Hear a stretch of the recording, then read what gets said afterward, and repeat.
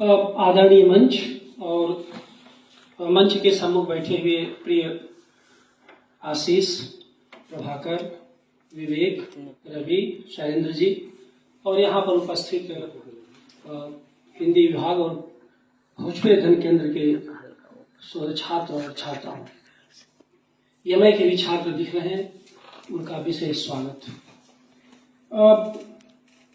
अखिलेश जी को कार्यक्रम में बहुत विलंब नहीं हुआ है, क्योंकि कार्यक्रम हम लोग बिल्कुल सही समय से शुरू कर दिए थे 2:10 तक। लेकिन अखिलेश जी को, चूंकि आप जानते हैं कि निजी यात्रा पर आए हुए हैं, इनको 4:30 बजे निकलना है और रात की इनकी ट्रेन भी है, तो अब इनको 4:30 तक भी रोका जा सकता है, तो इसमें बहुत अधिक कहने की गुंजाइश नहीं है। वैसे भी 3 प्रभावी वक्तव्य हो चुके हैं जिन्हें आपने सुना, एक प्रशस्त, दूसरा प्रखर और तीसरा प्रबुद्ध। प्रशस्त वक्तव्य खुद अखिलेश जी का था, जो आपने सुना उनकी रचना प्रक्रिया के बारे में। प्रखर वक्तव्य विंध्याचल जी का था, जो आपने सुना, और आखिरी जो तीसरा वक्तव्य था वो प्रबुद्ध वक्तव्य था, जो महेंद्र कुशवाहा का था। तो इतने प्रभावी वक्तव्य के बाद बहुत कुछ कहने की गुंजाइश रह नहीं जाती, और कहने की गुंजाइश रहे भी तो मैं मान के चल रहा हूं कि बहुत सारी बातें हो चुकी हैं।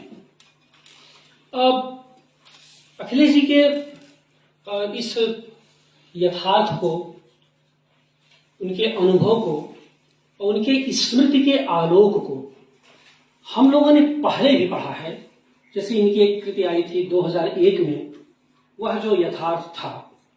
और मैं जब कल, मुझे लगभग 2 बजे ये खबर आई कि अखिलेश जी आ रहे हैं और कुछ बातचीत हम लोग अचानक से कर सकते हैं, तो मैं फिर वह जो यथार्थ की मूल वह प्रति अखिलेश जी मैंने निकाली, तो देखा आपकी दस्तखत से 2001 17 जुलाई 2001 की डेट में वह पुस्तक मुझे भेंट की गई है, और तो मैं गाजीपुर में था। और 2001 से 2022 में 21 वर्ष निकल चुके हैं। इन 21 वर्षों बाद यह जो पुस्तक अक्स आई है, निश्चित रूप से उसमें टेक्नोलॉजी आ गई, बाजार आ चुका है, अनुभव का विस्तार हो चुका है, बहुत सारे नई संवेदना, नए सरोकार, नए सवाल भी खड़े हो चुके हैं। तो उनके भीतर से यह किताब गुजरते हमारे तक आई है। और जिस तरह से आपने संस्मरण इन दोनों पुस्तकों के माध्यम से संस्मरण विधा को समृद्ध किया है, वह बहुत ही अनुकरणीय है। और मैं एक बात देख रहा था कि उसकी भूमिका में और इसकी भूमिका में जो अंतराल आया है, वह असल में आपके अनुभव का निचोड़ भी है। क्योंकि आप अन्वेषण नामक उपन्यास से शुरू कर अब निर्वासन तक की यात्रा कर चुके हैं। आपने चिट्ठी कहानी लिख करके अंधेरा कहानी तक की यात्रा कर ली है, जाहिर सी बात है। और तद्भव के मेरे ख्याल से 46 अंक था, 45 अंक आ चुके हैं। तो एक और जो उसका प्रवेशांक आया था, उसकी ही पूरी प्रक्रिया का मैं साक्षी हूं। और ये तो लगातार अंक तो हम लोग पढ़ते ही रहते हैं, आप भी उसको जानते हैं। तो मैंने ये देखा है कि असमानताएं तो जो भी है, जो आपने डिपार्चर्स लिए हैं, जो छलांग ली है, वो अपनी जगह पर है। लेकिन स्मृति के उजाड़ की बुनियादी चिंताएं वहां भी है और यहां भी है। और महेंद्र जी ने बहुत सही उल्लेख किया है कि स्मृति की सृजनात्मकता को लेकर के, स्मृति के आलोक को लेकर के और स्मृति के उजाड़ की चिंताओं को लेकर के जैसा डिपार्चर अक्स में आप लेते हैं, वह उसके पहले के संस्मरण वाली पुस्तक में नहीं था, और वह संभव भी नहीं था। क्योंकि उसमें आपका कस्बा, आपका व्यक्तिगत जीवन और संघर्षपूर्ण जीवन है। उसमें ज्यादातर आपके निजी प्रसंग है, जीवन के, पढ़ने लिखने, खेलने कूदने के और संघर्ष के। इस पुस्तक में आपके निजी जीवन के करीब जो निजी लोग रहे हैं, जो आत्मीय लोग रहे हैं, उन पर यह संस्मरण आपने केंद्रित किया है। इस कारण से यह बहुत ही शानदार पुस्तक संस्मरण बन चुका है। अब ये एक बात मैंने यह भी देखा कि इस पुस्तक में स्मृति की सामाजिकता का दायरा बहुत बढ़ा है। और खास बात ये रही कि स्मृति के सौंदर्य शास्त्रीय पक्ष को लेकर के जो संकेत आपने वहां किया था, जिस पर कि महेंद्र जी बीच संकेत कर रहे थे, वो यहाँ पर बहुत घनीभूत रूप में, बहुत ही कंडेंस्ड फॉर्म में यहाँ पर दिखाई देता है। और मैं भी महेंद्र की इस बात से सहमत हूं कि इसका पहला पाठ यानी पहला हिस्सा और अंत का हिस्सा दोनों असल में स्मृति के सौंदर्य परक सूक्ष्म चित्रण से जुड़े हुए हैं। इस नाते यहाँ पर मुझे ऐसा लगता है कि एक लेखक की बड़ी तैयारी दिखाई देती है। केवल संस्मरण लिखने के लिए नहीं लिखा है, बल्कि संस्मरण तक पहुंचने की जो रचना प्रक्रिया होती है, जिसको आपने अपने वक्तव्य में जिक्र भी जिसका किया है, वह पूरे के पूरे विधि विधान के साथ यहाँ पर मौजूद होती है। इसी नाते मुझे ये लगता है यह किताब अंतरंग की सामाजिकता की पुस्तक बन पड़ी है। ये जो संस्मरण वाली किताब आपकी है, ये मुझे अंतरंग की सामाजिकता, और जब मैं अंतरंग की सामाजिकता की बात कह रहा हूं तो ये लेखक का अंतरंग किन किन सामाजिक दायरे में विकसित होता है, निर्मित होता है, वह सब कुछ आपको यहाँ पर दिखाई देगा। कस्बा है, उसका इतिहास है, भूगोल है, उसमें रहने वाले नागरिक समाज के लोग हैं, फिर जैसे कादीपुर, सुल्तानपुर, उसके बाद आप इलाहाबाद जाते हैं, उसके बाद आप लखनऊ आते हैं, तो ये कादीपुर, सुल्तानपुर और इलाहाबाद के सम्मिश्रण से जो यह अक्ष उभरता है, इसी को मैं अंतरंग की सामाजिकता का स्वर कहता हूं। और यह निश्चित रूप से यहाँ पर कहीं कहीं रूप में यहाँ पर दिखाई देता है। अब यह जो जिसे हम लोग स्मृति लेख कहते हैं, ये सचमुच में एक तरह का आपका एक स्मृति लेख है, बल्कि उसमें जोड़ना चाहूं तो रमणीय स्मृति लेख है। केवल लिखा नहीं गया है, उसको पूरी रमणीयता के दायरे में। और रमणीयता कहां पर होती है काव्य शास्त्र प्रतिमानों में? जहां पर पढ़ने के बाद पाठक का मन रमण करे, वही रमणीय होता है। तो जो तमाम रमणीय स्थलों को आपने स्पर्श किया है इसमें, और खास बात यह है कि खुद अपने को ऑब्जेक्टिव फॉर्म में करके, अपने को अन्य के रूप में दर्ज करते हुए खुद को देखा है और पूरी रमणीयता के साथ देखा है, वह भी इस पुस्तक में मुझे बहुत ही एक तरह का आकर्षित करता है। अब इसमें जैसे हमने कहा कि उस पर सौंदर्य शास्त्र की बहुत संस्मरण लिखे गए, और इसमें आप जानते हैं कथेतर गद्य विधाओं में बहुत सारी इसका विकास हो गया है। स्मृति लेख का, संस्मरण का, यात्रा संस्मरण का बहुत विकास हुआ है। और मूलतः तो कविता की भाषा भी इसी गद्य की भाषा से अब निर्मित हुई है, बहुत तोड़ा है। जैसे गद्य ने तोड़ा, तो वैसे कविता ने भी तोड़ा अपने आप को। तो साहित्य में आलोचना को छोड़कर लगभग सभी विधाओं में बहुत तोड़फोड़ हुई है और सभी में बहुत विकास हुआ है। आलोचना उस गति से विकसित नहीं हुई है, या उसके टूल्स उस गति से विकसित नहीं हो पाए जिस गति से रचनाएं विकसित हुई हैं हर विधाओं में। लेकिन मैंने ये देखा कि इसका एकमात्र कारण यह है कि अब हर सर्जक की कृति में भी आलोचना के अक्ष दिखाई देते हैं। यानी हर रचनाकार एक आलोचक के रूप में सजग रूप से अपनी कृति में मौजूद रहता है। वह कविता में भी है, आप मुक्ति कबीर से लेकर मुक्तिबोध तक चले आइए तो अलग बात है, इधर कविताओं में तो भरा ही है, संस्मरण लेखों में भी है, गद्य कथेतर गद्य में है। आपकी इस पुस्तक में ही मैंने देखा कि उस वाले में, यानी वह जो यथार्थ वाले में आपका आलोचनात्मक जो विवेक था उतना सजग और सक्रिय नहीं था जितना इस पुस्तक में हुआ है। जाहिर सी बात है, इस बीच आपने लगभग 45 अंकों की तद्भव की संपादकी भी लिखी है। और यहाँ नई पीढ़ी के जो युवा साथी कि जब उस संपादकी का चयन आएगा तद्भव की संपादकी का, तब आपको अनुमान होगा कि अपने समय से कैसे हर संपादकी में अखिलेश जी जूझते रहे हैं। इसी अंक की संपादकी पढ़िए 3 पेज का, तो वह पूरे कोई एक खास विषय लेते हैं जो क्रिया प्रधान विषय होता है। जैसे कि इसमें उन्होंने बोलना विषय को उठाया है, बोलने की जरूरत पर।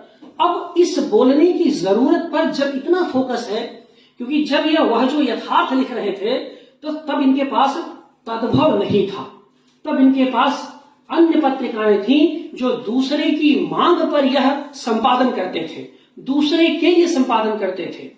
यह जो इस बीच जो इनके इनकी कहानियां आई, उपन्यास आए और यह जो कथेतर गद्य संस्मरण आए हैं, वह लगातार इन्होंने तद्भव के संपादन प्रक्रिया के बीच रचा है। तो वो भी ध्यान देने की बात है कि कैसे एक लेखक निरंतर अपने को नया से नया बनाते जाता है और नए से नए विषयों की तरफ वह हमारा ध्यान देता जाता है। अब जैसे कि हमने कहा कि इसकी जो सौंदर्य शास्त्रीय पक्ष है, वो उस पर बहुत कुछ कहा जा सकता है और दोनों किताबों को मिला करके और दोनों उनका जैसे कि आपके पहला जो लेख है और दूसरा स्मृतियां काल के घमंड को तोड़ती हैं, इसका पहला लेख है। अंतिम लेख है समय ही दूसरे समय को मृत्यु देता। अद्भुत है ये, इसमें किसी व्यक्ति का कोई चित्र नहीं है, एक थियराइज करते हैं। और आप ये देखिए कि शुरू करने के पहले व्यक्तियों पर संस्मरण लिखने के पहले थियराइज करते हैं और जब समाप्त हो जाता है तो समापन में भी उसको थियरी देते हैं कि मैंने क्या सीखा, मैंने इस मुकाम से गुजरते हुए मैंने क्या पाया और मैं क्या महसूस करता हूं। लेकिन अब इसमें खास बात यह है कि बहुत सारी बातें आप पढ़ेंगे तो आपको पता चलेंगी। स्मृति और गढ़ी स्मृति में इन्होंने फर्क किया है, स्मृति और अतीत में फर्क किया है। ये खास बात बताना चाहता हूं और ये बहुत जरूरी इस समय और समाज में 2022 के 1 नवंबर में जिस समय हम लोग बातचीत कर रहे हैं, स्मृति में और अतीत में फर्क करना, स्मृति और गढ़ी स्मृति। क्यों? क्योंकि सत्ता गढ़ी स्मृति का या तो सहारा लेती हैं या फिर अतीत का सहारा लेती हैं। अखिलेश का गद्यकार इन दोनों स्थितियों का प्रतिवाद करता हुआ स्मृति के आलोक की, स्मृति की सर्जनात्मकता के दायरे में बातचीत करता है। ये बात मुझे इस अक्ष में कुछ अलग और अतिरिक्त रूप में दिखाई देती है। और खास बात यह है कि यह क्रिएटिव एक्सेप्टेबिलिटी की भी पुस्तक है, यानी रचनात्मक स्वीकार्यता। जहां जहां से लिया, जिन जिन से जुड़ा, उनके प्रति पूरे के पूरे जो है एक्सेप्टेबिलिटी है, कृतज्ञता पूर्वक याद है, भाव है। लेकिन आप देखिए कि कोई भी रचनाकार अपने परिवेश, अपने संबंधों के प्रति अगर कृतज्ञ नहीं है तो यकीन मानिए कि उसके प्रति भी उसका समाज कभी कृतज्ञ हो नहीं सकता। इसी नाते कृतज्ञता एक बहुत ही बड़ा और पूज्य मूल्य है, लेकिन कृतज्ञता के दायरे में शोषण भी नहीं होना चाहिए, अलग बात है।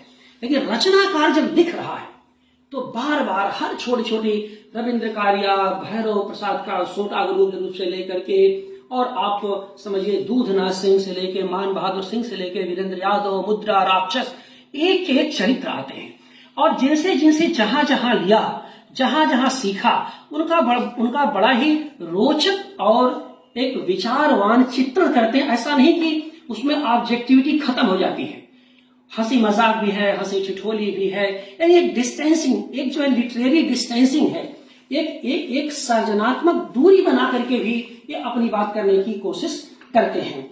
इसी नाते आप देखिएगा कि मैं इस बात को हमेशा कहता हूं, महसूस करता हूं कि साहित्य शास्त्र में जो 3 तत्व माने गए हैं, स्मृति, मति और प्रज्ञा, आप देखिए ये तीनों अलग अलग नहीं है। इस कृति में स्मृति मति के दायरे में प्रज्ञा का बहुत ही जबरदस्त प्रयोग किया है इन्होंने। इन सब सारे इनके जितने भी संस्मरण हैं, स्मृति करती क्या है? स्मृति करती है, उसके 3 प्रमुख आधार होते हैं। एक तो क्रिएटिव बनाती, सर्जनात्मक उसका स्वभाव होता है। दूसरे वह सहभागी बनाती इनकी स्मृति। तीसरे अग्रगामी बनाती है।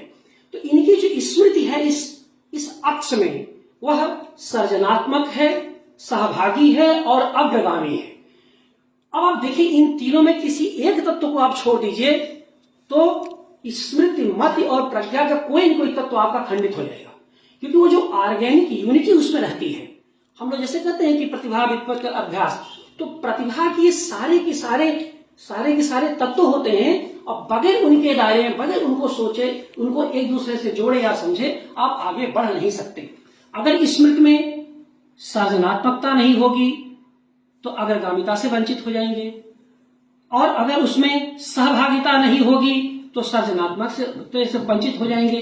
तो ये जो सारी चीजें हैं मिला जुला करके इस कृति में जो मैंने देखा, क्योंकि देखिए पाठ तो आप उसका कर लेंगे, जो भी कैरेक्टर्स हैं सारी चीजें हैं, लेकिन निज की स्मृति सामूहिक स्मृति में कैसे बदलती है, अक्स उसका एक बेहतरीन उदाहरण है कि निज की स्मृति को सार्वजनिक स्मृति में कैसे ढाला जाए, एक रचनाकार की भूमिका कैसे बनती है, वह कैसे इनकी स्मृति अपनी कल्पना के सहारे स्थितियों का आकलन करती है और उसे भाषा देती है, यह बहुत ही महत्वपूर्ण है। और इस रूप में मैं देखता हूं कि निज की स्मृति सामूहिक स्मृति में कैसे बदलती है, इस कारण से यह कितना महत्वपूर्ण है।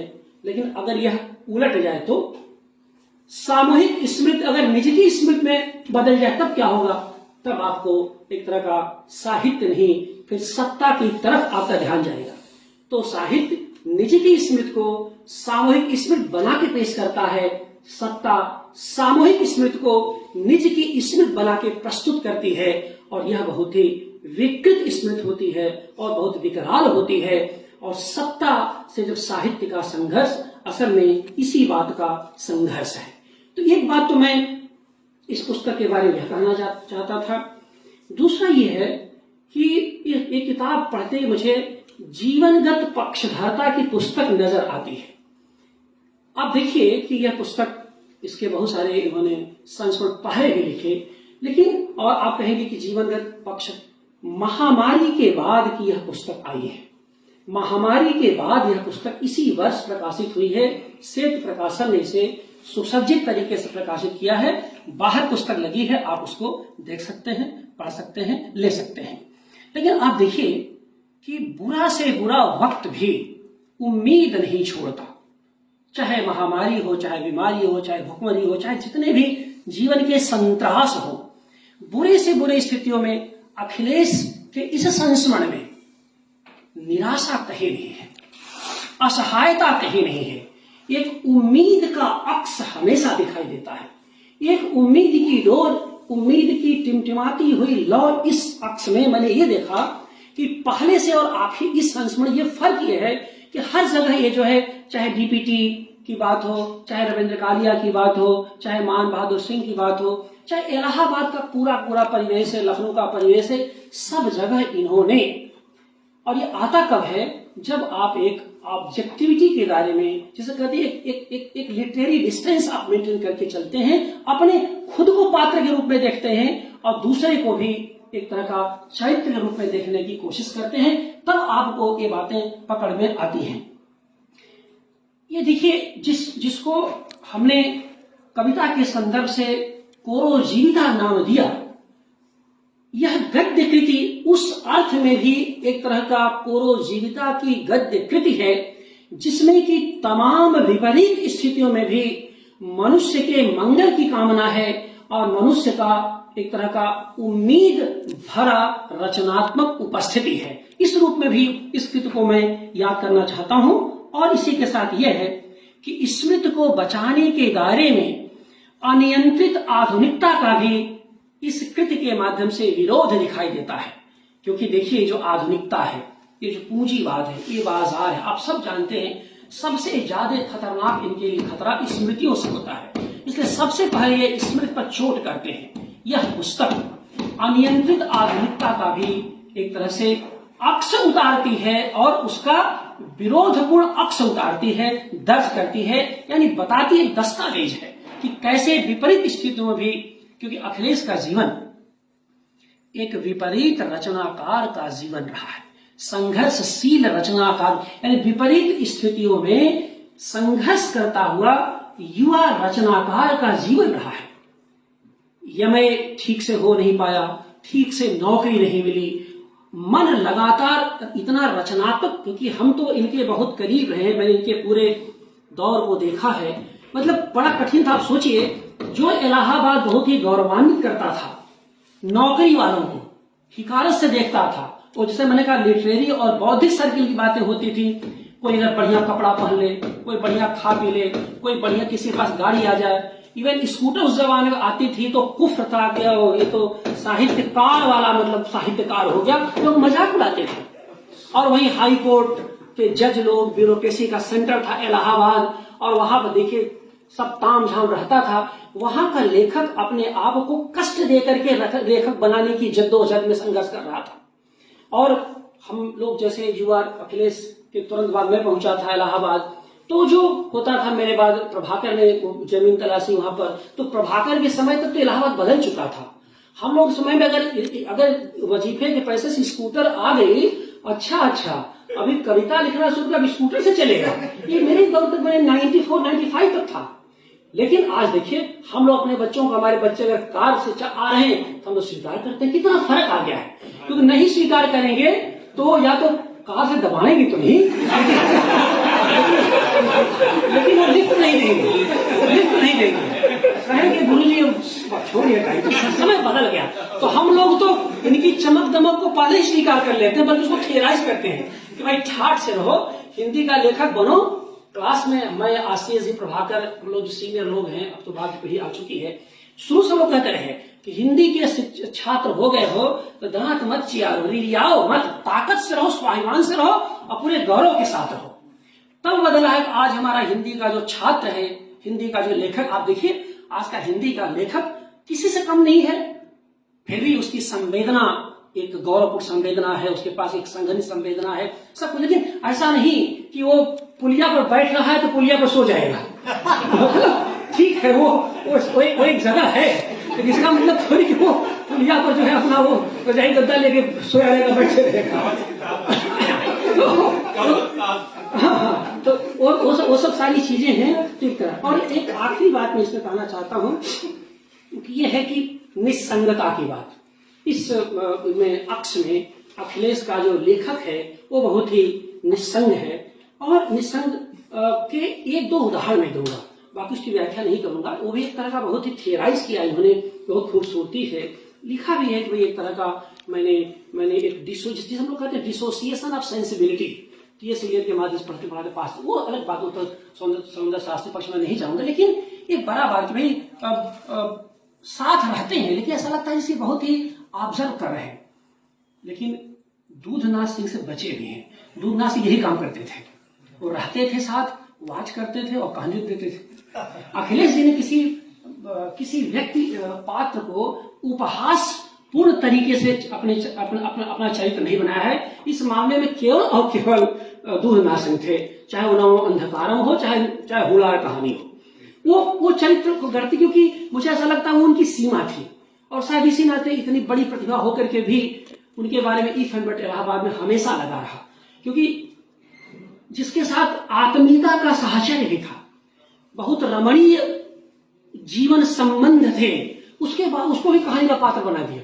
अब छोड़ी वो सब बातें, ये दूधनाथ सिंह हुआ करते जिसको हम लोगों ने बहुत ही प्रतिवाद किया, और मेरे तो उसी नमो अंधकार का उनके संबंध भी खराब हुए।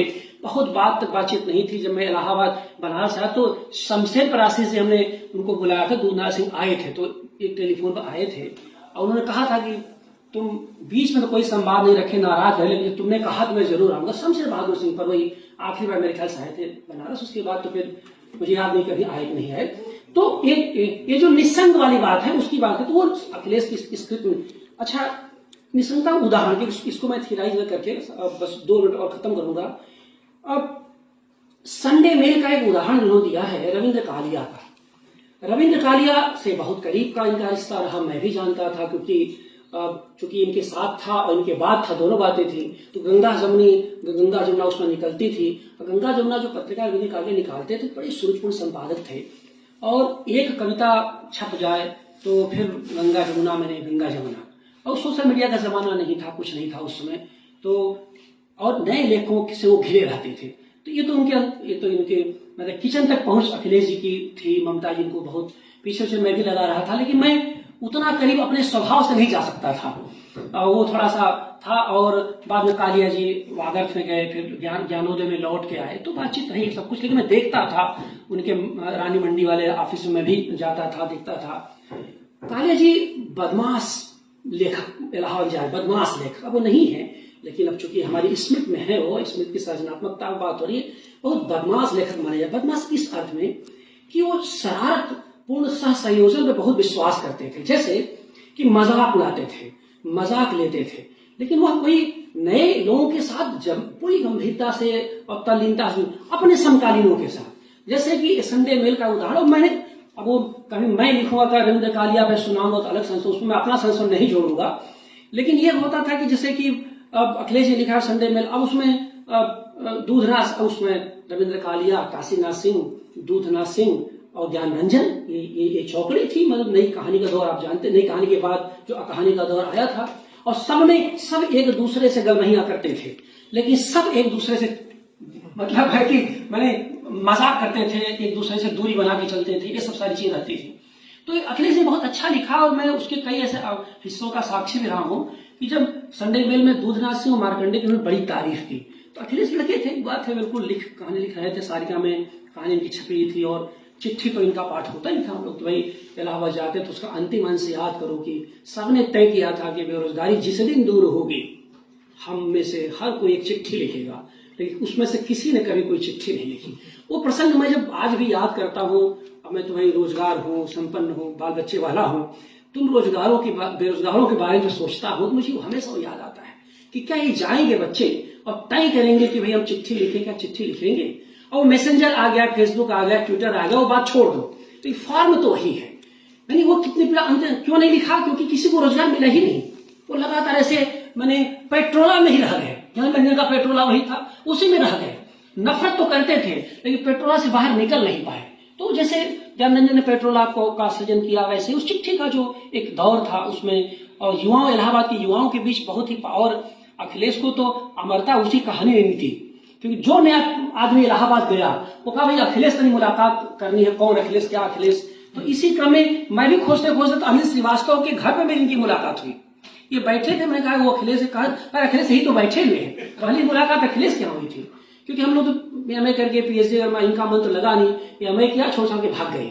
इनका ये सब एकेडमिक दुनिया मन लगता ही नहीं था। और एक ऐसा लेखक आपके सामने बैठा हुआ, जिसे आप बात भविष्य में याद करेंगे, जो निरंतर नौकरी से भागता रहा है, जो नौकरी की जिम्मेदारियों से भागता, मैंने मन नहीं था, ऐसा नहीं कि नहीं कर सकते थे, लेकिन रचना, जैसे संपादन में इनका कहीं में मन लगता, संपादन में बहुत झगड़े इनके हुए। अतएव का एक जिक्र मैं करूंगा, जो संपादक का जिक्र उन्होंने, परिपूर्णानंद का जिक्र मैं करूंगा भी आपसे, जो कैरेक्टर इन्होंने उठाया, गढ़ा है, उसी से मैं अपनी बात समाप्त करूंगा। तो रविंद्र कालिया के यहाँ ये गए, उन्होंने कहा कि सर दूधनाथ सिंह के बारे में तो आप इतना कुछ उठटांग बोलते रहते हैं, मार्कंडे के बारे में, और आपने इतना शानदार उन पर लिखा, ये कैसे हुआ? और तुम नहीं जानते, मुझे ज्ञान रंजन से बदला लेना है। अब आप छोटी छोटी चीजें जरा देखिए कि ये सब चीजें हैं। इसी तरह से मान बहादुर सिंह का बहुत ही मार्मिक संस्मरण है। वो शायद मैं उस पर अगर डूब के, क्योंकि मैं बोलूंगा तो शायद मैं बोल नहीं पाऊंगा, इसलिए उसका जिक्र मैं नहीं करूंगा, क्योंकि मान बहादुर सिंह की मृत्यु के बाद तुरंत बाद हम लोग इलाहाबाद में थे, अखिलेश जी और पूरी टीम इलाहाबाद के लेखकों की गई थी। मैं भी रिसर्च का छात्र था, तो हम लोग भी सबके साथ गए थे और बड़ा आंदोलन हुआ कि उनके हत्यारों को पकड़ा जाए, पकड़ के नहीं आया। बहुत दुखद वो दृश्य था। वैसी मृत्यु, फरसे से काटा गया था उनको, और प्रिंसिपल थे और दौड़ा करके कोई भी नहीं था जो एक आवाज निकाल सके, और सैकड़ों लोग वहां भरे हुए थे, और एक लड़का ऐसे घुसा और अग्नि साहा का जो हत्यारा कविता है वो याद आती है। तो वो उस प्रसंग नहीं जाऊंगा, लेकिन एक रोचक थी की बात मैं कह रहा हूं कि एक बात उन्होंने दर्ज की है, मैं उससे सहमत अखिलेश जी हूं कि उन्होंने कस्बे और शहर का अंतर किया है, और लिखा है उन्होंने कि मान बहादुर जी कस्बे में रह गए, शहर में नहीं जा पाए। शहर में जाते थे, फिर वो इलाहाबाद का, दिल्ली का इन्होंने जिक्र भी किया है, वो बड़ा विस्तृत जिक्र है। लेकिन ये कहा इन्होंने कहीं न कहीं इसको पढ़ करके मुझे भी ऐसा लगता है कि एक लेखक जो कस्बे का होता है वो बिल्कुल लेखन की आरंभिक अवस्था में वो आकर्षित तो करता है, लेकिन उसके रचनात्मक स्थायित्व के लिए उसे शहर में एक कोना तो जरूर चाहिए। और मैं अपने अनुभव से भी मैं कह रहा हूं कि ये सब सारी चीजें थी। जब मैं गाजीपुर में था तो सक्रियताएं अपनी जगह पर थी, तमाम सारी चीजें थी, लेकिन मेरा मन एक दिन भी गाजीपुर लगता नहीं था। मैं दिन भर सक्रिय और एक्टिव होने के बाद लगता शाम को कब यहां से भाग जाऊं। वो दौर 2000 और 2004 के बीच का दौर था।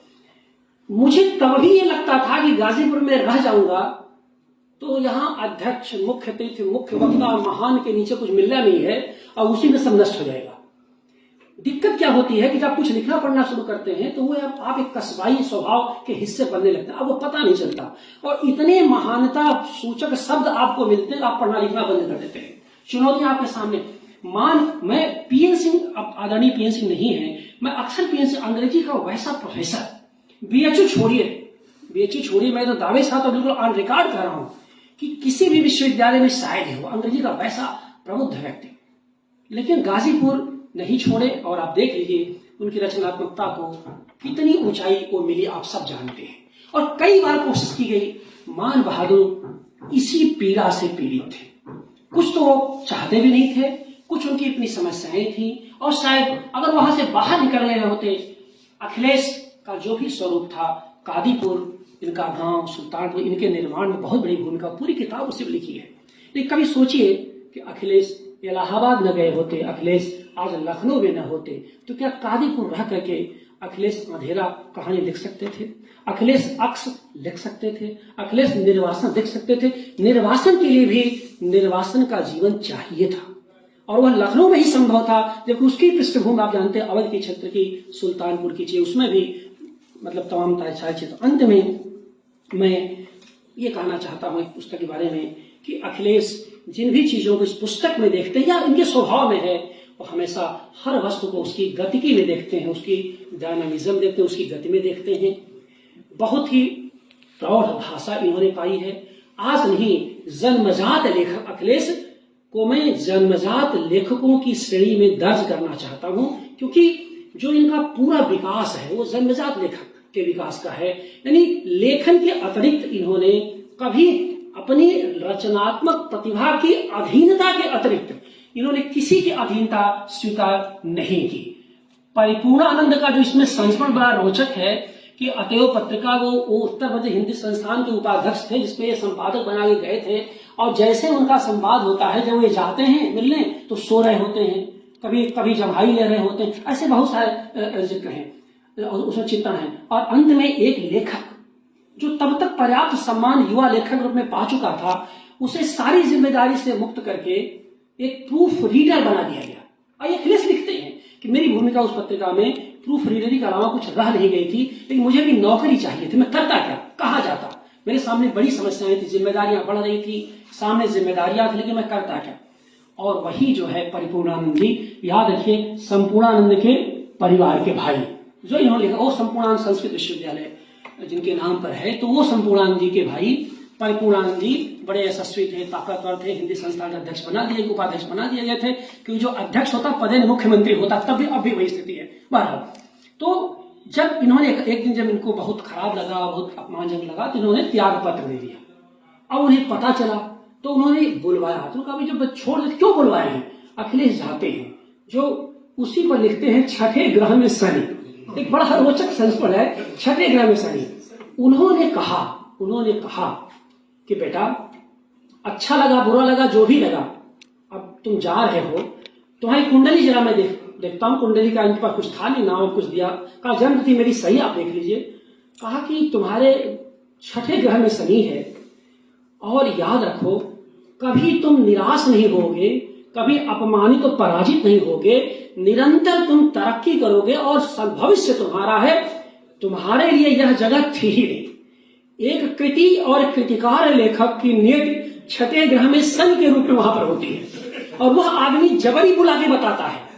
छठे ग्रह का शनि विकसित इनको यहां तक पहुंचाया, सरस्वती कृपा पहुंचाई, माँ बाप का आशीर्वाद पहुंचाया, जो भी पहुंचाया, लेकिन अखिलेश के लिए परिपूर्णानंद की भविष्यवाणी तो सच हुई। ये तो कहने में मुझे कोई संकोच नहीं है, और इस नाते भी सच हुई कि अखिलेश भाषा को पहचानते हैं और भाषा अखिलेश को पहचान देती है। तो ऐसे अखिलेश को जो भाषा को पहचानते हैं और बदले में भाषा इन्हें पहचान देती है, आज इस केंद्र पर आप आए, 60 नोटिस पर हमने ये आयोजन किया, बहुत हमारे पास समय नहीं था, कुछ नहीं था, फिर भी आप आए। हम सब बहुत ही, हम हिंदी विभाग के शिक्षक, छात्र, भोजपुरी सेंटर के शिक्षक और छात्र सब आपके प्रति आभारी और कृतज्ञ हैं, और आपके बहाने आपको सुनने का मौका मिला, इसके पर चर्चा हुई। बहुत बहुत धन्यवाद।